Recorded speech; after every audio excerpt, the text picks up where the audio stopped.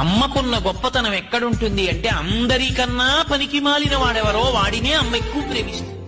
లోకంలో మిగిలిన వాళ్ళు ఎవరిని ఇష్టపడతారంటే ఎక్కువ సమర్థత ఉన్నవాడిని ఇష్టపడతారు.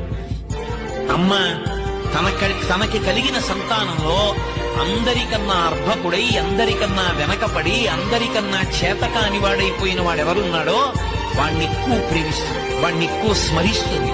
వాడు వృద్ధిలోకి రావాలని తహతహలాడుతుంది. అటువంటి అమ్మ వెళ్లిపోయిన తరువాత ఇక తన కొరకు అలా తహతహలాడేటటువంటి ప్రాణి ఉంటుందని నమ్మడం ఇక కొడుకు కష్టం. చెరిగింది దీపం, కరిగింది రూపం, అమ్మా నాపై ఏమంత కోపం, కొండంత శోకం. అమ్మకున్న గొప్పతనం ఎక్కడుంటుంది అంటే అందరికన్నా పనికి మాలిన వాడెవరో వాడినే అమ్మ ఎక్కువ ప్రేమిస్తుంది. లోకంలో మిగిలిన వాళ్ళు ఎవరిని ఇష్టపడతారంటే ఎక్కువ సమర్థత ఉన్నవాడిని